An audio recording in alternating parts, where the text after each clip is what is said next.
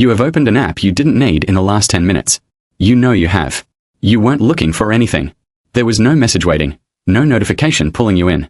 Your thumb just moved on its own, and a small voice in your head said, just check. That voice has been running your entire species since before you had a species to speak of. Most people call this a bad habit, a distraction, something willpower is supposed to fix. But here's the strange part. The same mechanism that makes you check your phone for nothing is the exact mechanism that once made your ancestors walk toward a sound in the dark instead of running away from it.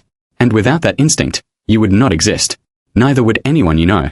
So the real question isn't why you're curious. It's why curiosity was ever worth the risk.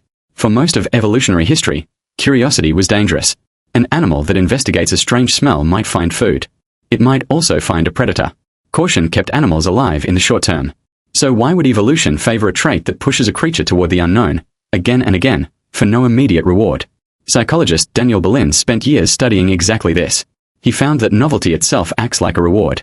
Show a person, or even a rat, something new and unresolved, and the brain treats the uncertainty as a problem that must be solved. Not because the object is useful, just because it doesn't fit. Your ancestors who felt that itch and acted on it were the ones who found new water sources, new tools, new escape routes. The cautious ones survived the day. The curious ones survived the century. But knowing curiosity was useful doesn't explain why it feels the way it does.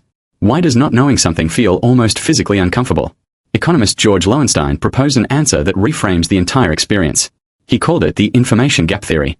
The moment you become aware that you're missing a piece of information, your brain registers it the same way it registers hunger. Not knowing becomes a kind of deprivation. That's why an unfinished sentence pulls at you. Why a cliffhanger works. Why a half-visible object in the grass demands to be looked at before you can think about anything else. Your brain isn't designed to seek truth for its own sake. It's designed to close gaps. And closing a gap releases dopamine, the same chemical involved in eating, in bonding, in almost every reward your body considers essential to survival. This is where it gets stranger. Neuroscientist Sharon Rongenot and his team found that curiosity doesn't just feel rewarding in the moment. It changes what your brain does with everything around that moment. When people were shown a question that sparks strong curiosity, their brains encoded unrelated information presented right before it far more effectively. Curiosity wasn't just pulling you toward one answer. It was opening a wider door, and anything nearby walked through with it. Which means the version of you that feels bored and scattered isn't malfunctioning. It's running a system built to grab as much useful information as possible during a brief window when the brain has decided something matters. Now think about infants. Long before language, before reasoning, before any concept of danger or reward, babies already show a clear pattern. Researcher Celeste Kidd tracked where infants directed their attention and found they didn't linger on things that were completely predictable, and they didn't linger on things that were completely chaotic either. They gravitated toward what was almost, but not quite, understandable. Just complex enough to promise a discovery.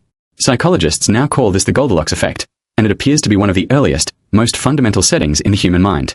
Not a preference you learn. A default you're born with. Here's the twist most people never consider. Curiosity was never actually about the object. Not the sound in the grass. Not the stranger in the village. Not the unread message. It was always about the gap. Your brain doesn't crave answers. It craves the moment right before an answer, because that moment is where learning happens fastest, where memory sticks hardest, where survival once depended on paying full attention. Which means every time you feel that pull toward something unresolved, you're not being weak, or distracted, or lazy. You're running software that once meant the difference between finding food and starving, between escaping a threat and never seeing it coming. The itch to check, to look, to know, isn't a flaw in your attention. It's the oldest survival tool your species ever built, still running, still active, still deciding what you notice before you've even realized you're noticing it. So the next time your thumb moves toward that app for no reason, or your eyes catch on something half-explained, remember what's actually happening. That isn't nothing. That's 50,000 years of ancestors, all agreeing on one thing. The unknown was always worth the risk.